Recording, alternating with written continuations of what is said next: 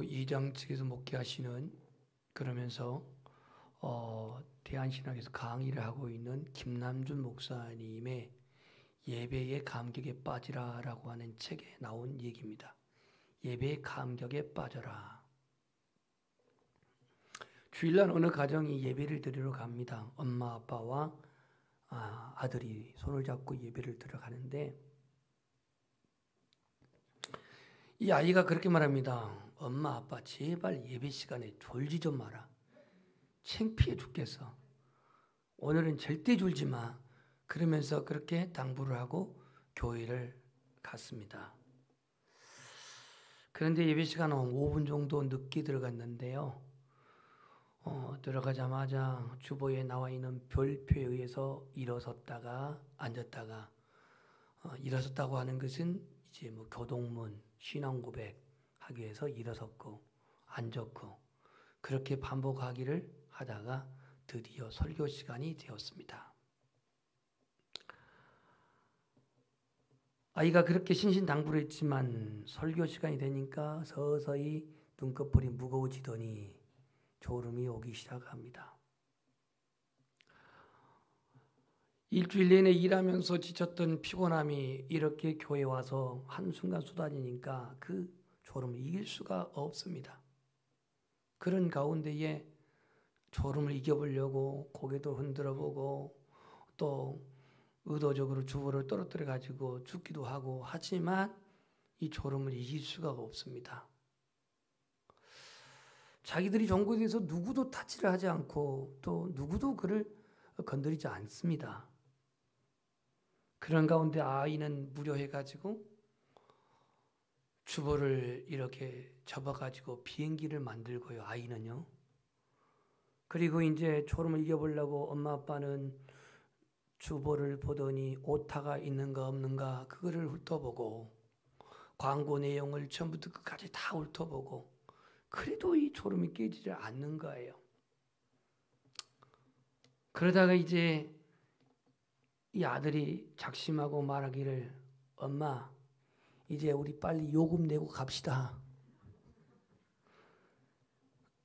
그 요금 아이에게는 헌금이 요금이었는가 봐요. 이건 아마 우리 시대의 어떤 예배를 이렇게 좀 얘기해서 만들어서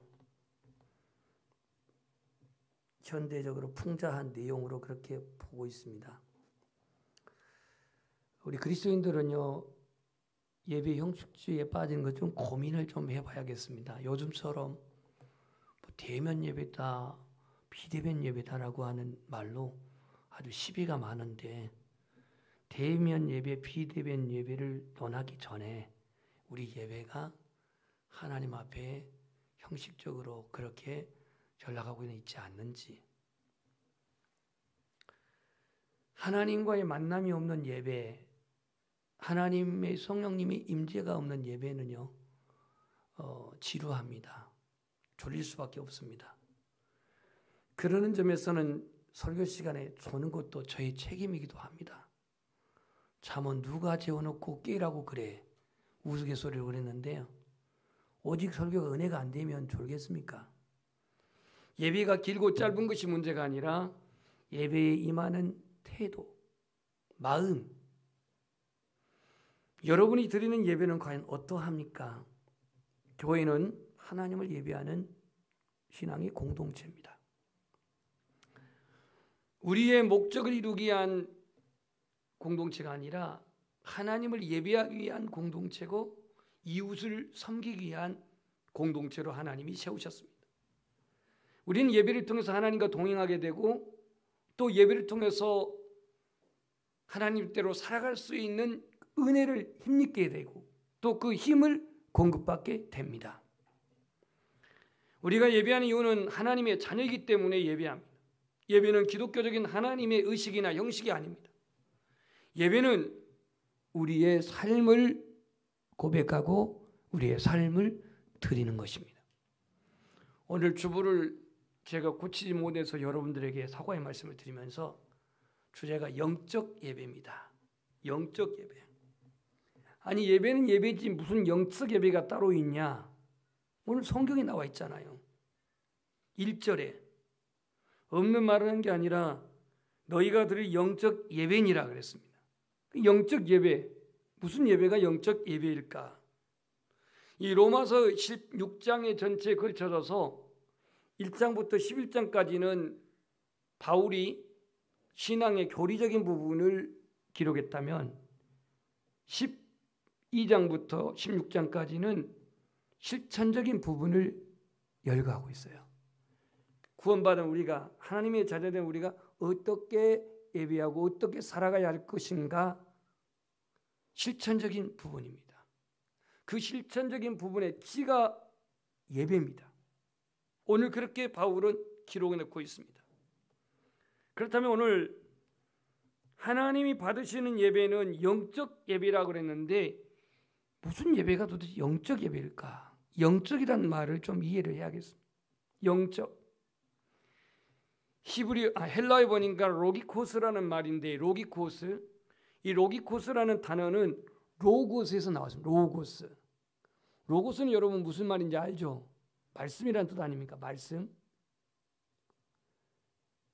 요한복음 1장 1절에 태초에 말씀이 계시니라. 이 말씀이 하나님과 함께하였으니 이 말씀은 곧 하나님이라 그랬거든요. 그러면 로기고스라고 하는 이 영적이라는 말의 뜻은 로고스에서 유래됐다고 그렇게 말합니다. 영적. 다시 말해서 말씀의 그런 뜻이에요. 말씀의.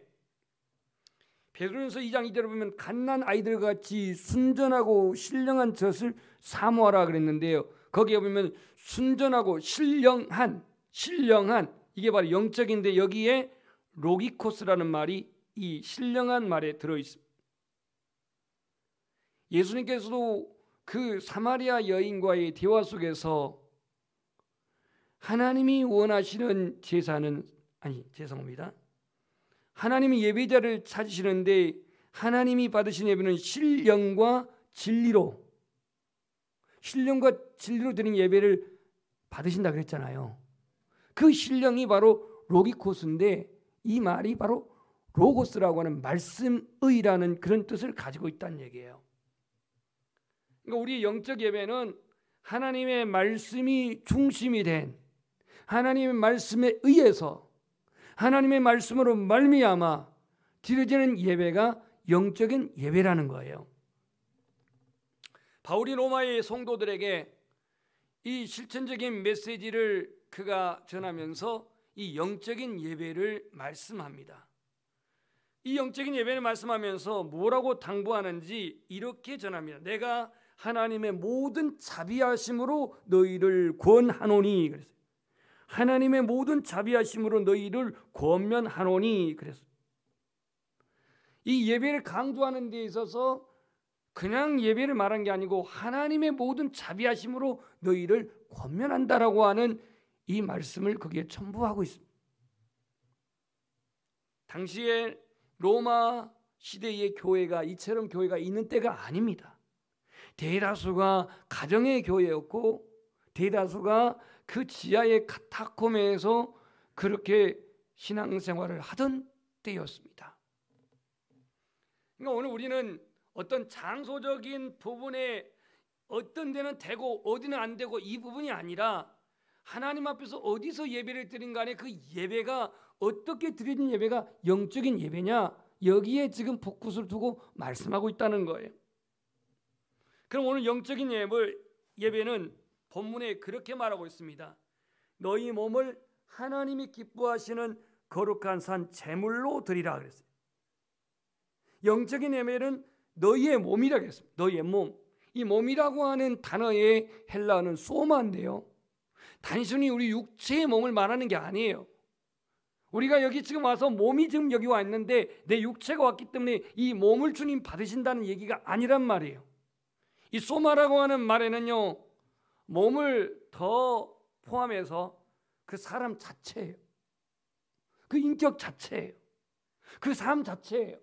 내가 함께 예배한다는 건 단순히 내가 몸만 여기 앉아 있는 게 아니라 나의 삶, 나의 인격, 이 모든 전부를 하나님 앞에 드리는 거예요. 근데 왜 여기서 제물이라는 말을 썼을까? 거룩한 제물. 이전에 성경에 보면은 개역 성경에는 거룩한 산 제사라고 그랬어요. 제사.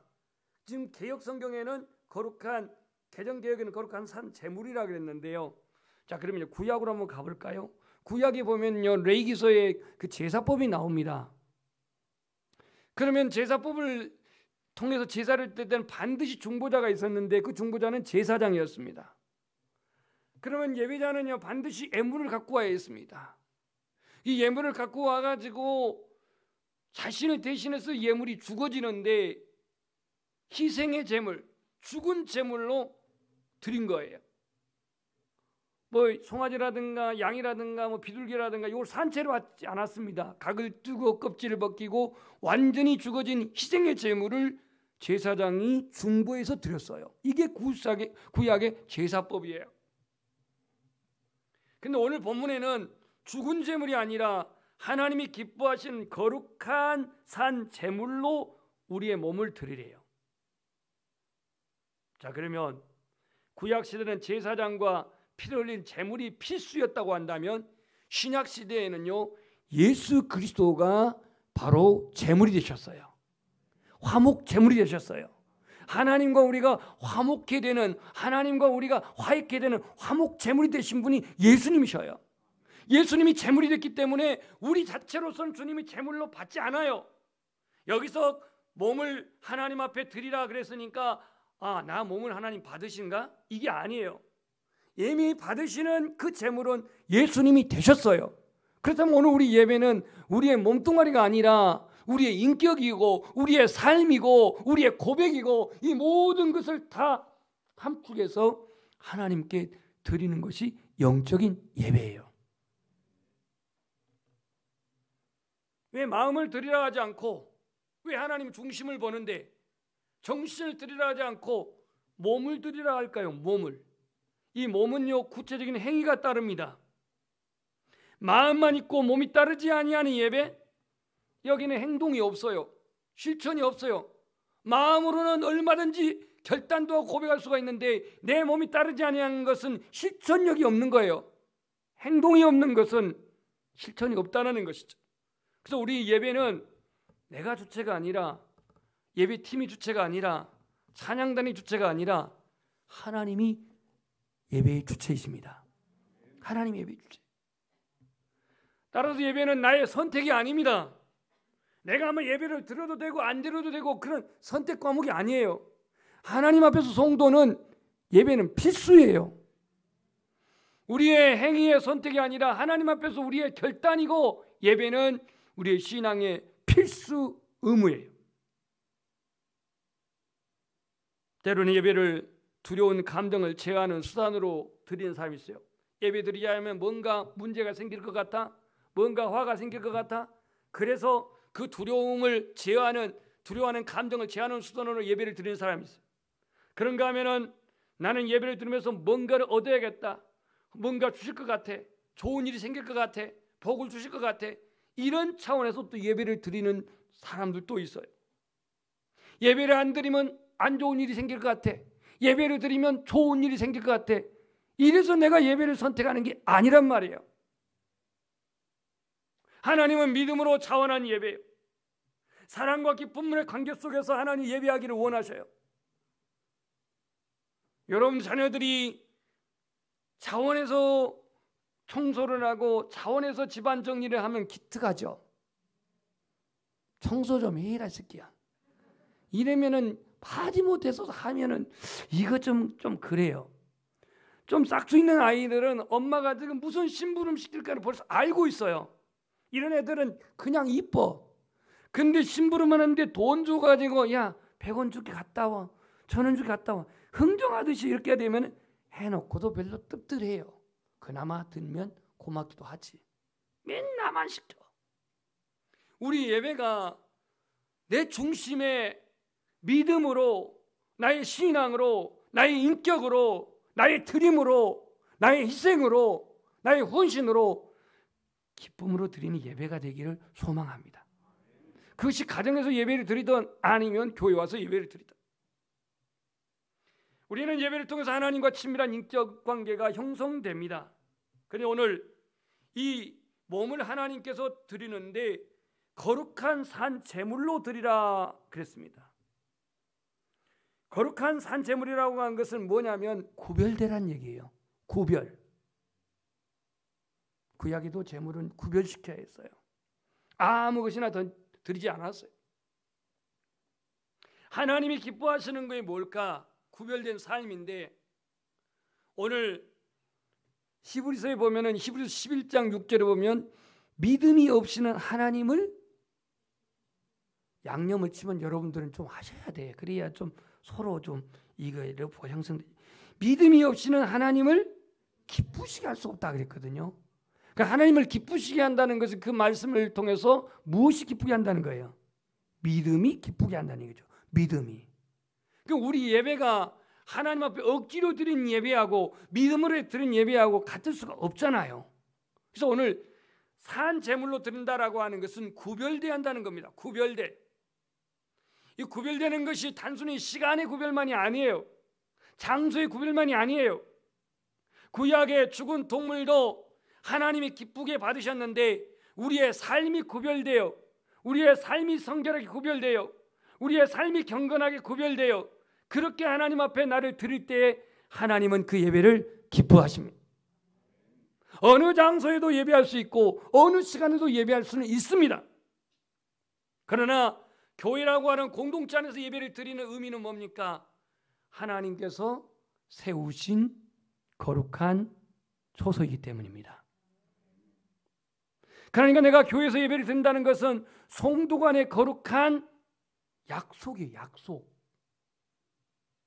그러니까 내가 자원함으로 나와서 예배하는 거예요.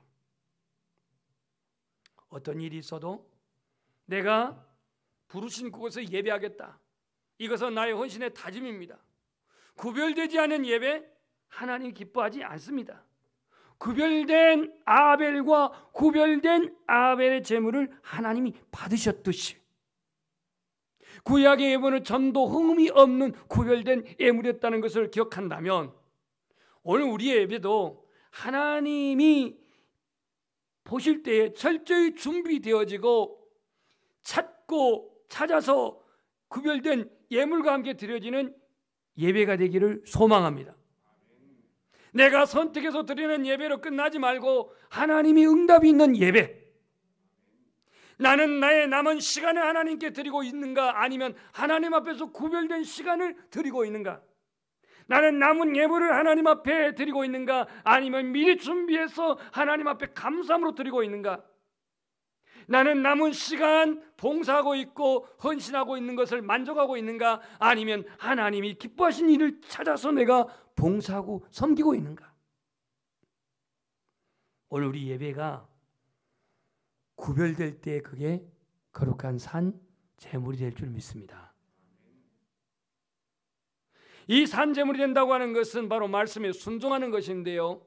적어도 내가 예배한다면 내 생각, 자기 주장, 자기의 어떤 사고, 경험 이걸 내려놓고 하나님의 말씀이 내 안에서 역사하셔서 그 순종할 때에 우리가 산 제물이 될 줄 믿습니다. 왕왕 예배 시간에 핸드폰이 울리고 진동이 울리고 카톡이 들어오고 그래서 궁금해요. 하나님의 임재에 대해서는 집중하지 않고 그게 궁금해요. 그거 이 시간에 안 봐도 아무런 지구가 돌아가는데 문제 없고요. 여러분 살아가는데 아무 지장이 없습니다. 아멘. 아무도 안 하죠. 이건 그래도 카톡은 중요해. 그런 것 같아요. 그래서 저는 그냥 전화 이 카톡 때문에 때로는 노이로제 걸려서 그냥 다 죽여요. 소리를 죽여요. 아무리 그걸 안 된다고 해서 어떤 집사님이 삐져가지고 내 카톡 안 받으시죠? 내 문자 안 받죠? 이런 분이 없어요. 그렇다면 오늘 본문 구체적으로 우리가 산 제물, 거룩한 산 제물로서 영적 예배를 드리기 위해서 주님 2절에서 이렇게 말합니다. 너희는 이 세대를 본받지 말라 그랬어요. 어떤 세대요? 이 세대예요. 이 세대가 어떤 세대일까? 예수님 마태복음 12장 39절에 표적을 구하는 세대를 악하고 음란한 세대라고 주님은 말씀을 하셨습니다. 그리고 마태복음 12장 45절에 보면 악한 귀신이 들어가 처음에는 한 귀신이 있는데 나갔다가 소재하고 들어온 빈 방에 아무도 없어서 7 귀신이 들어왔을 때에 이 세대가 처음보다 나중 형편이 더욱더 심한 세대라 그랬습니다. 누가복음 9장 41절에 보니까 믿음이 없고 폐역한 세대라고 기록하고 있습니다. 디모데후서 3장 2절에 보면 이 세대는 자기를 사랑하고 돈을 사랑하며 자랑하고 교만하고 비방하며 부모를 거역하며 감사하지 아니하며 거룩하지 아니하다고 말씀합니다.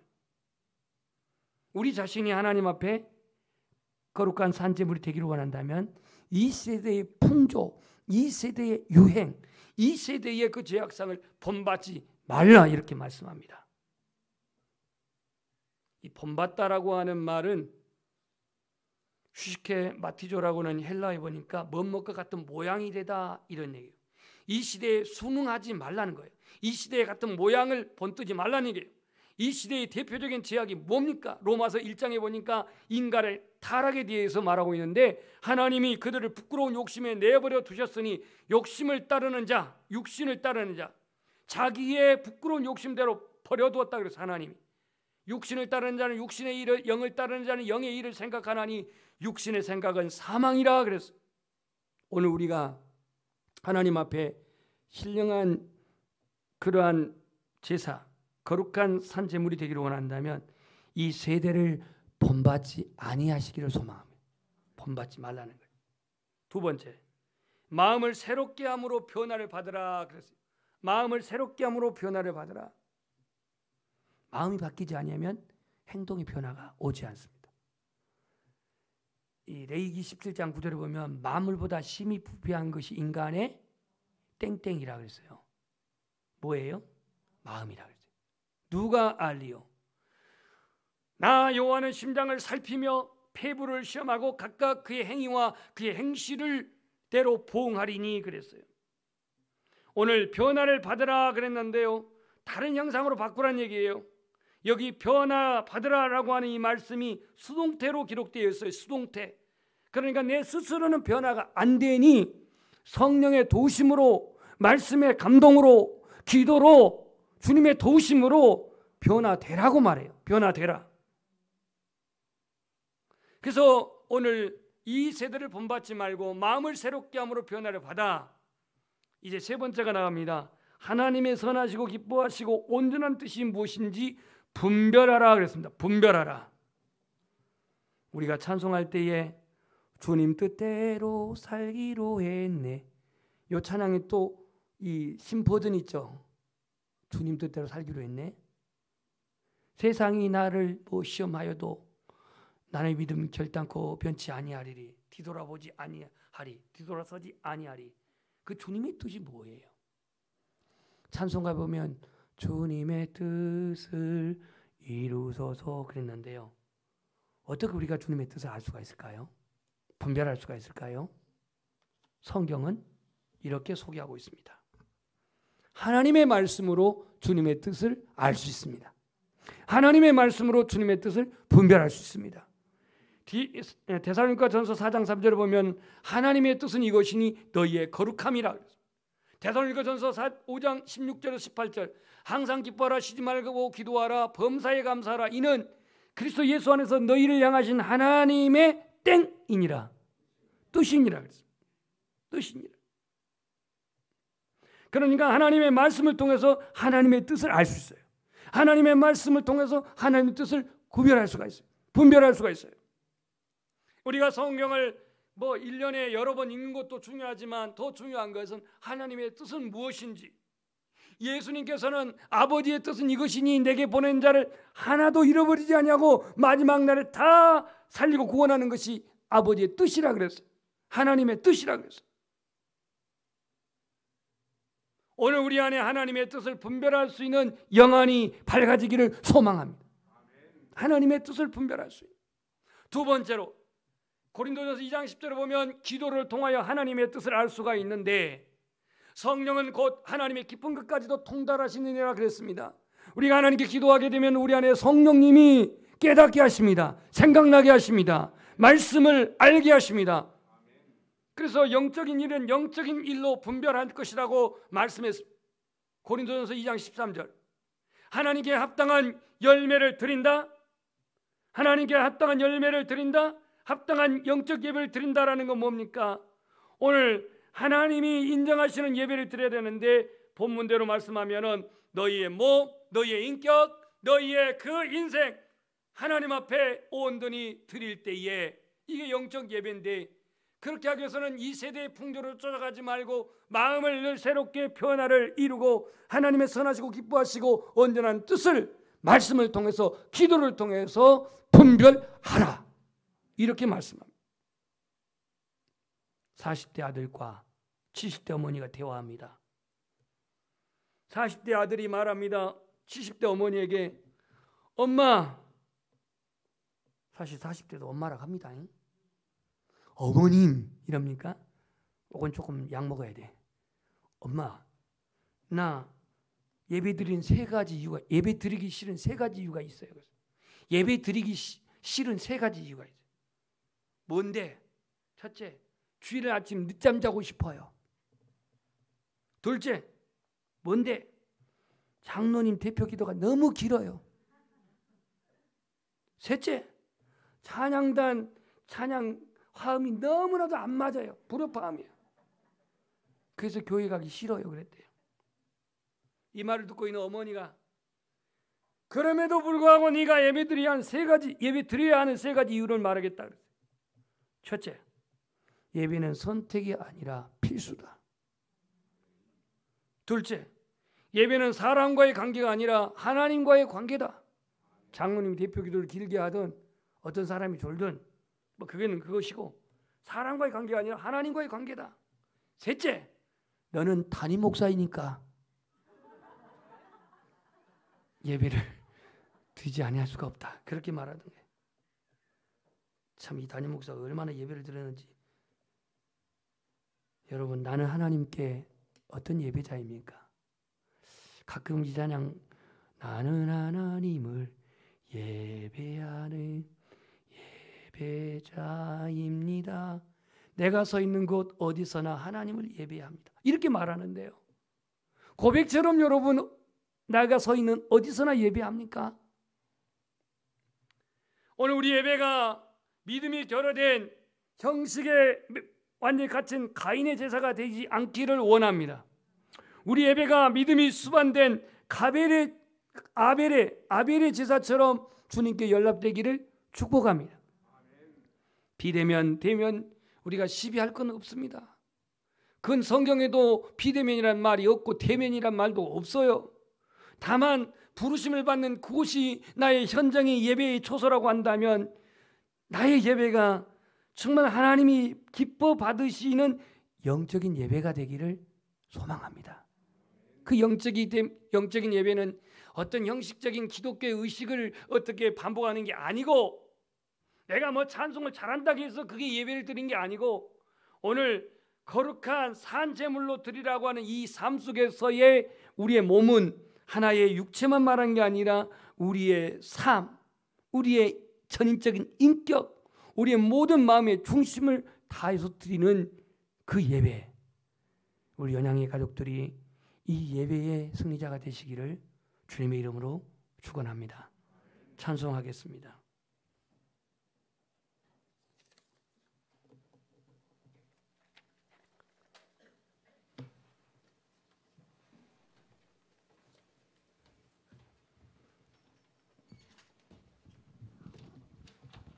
이 찬양하면서 나는 하나님께 어떤 예배자인지, 내가 하나님께로부터 정말로 돌이켜야 할 부분은 어떤 것인지, 방향인지 가치인지 또 우리 안에 어떤 중심인지를 생각하면서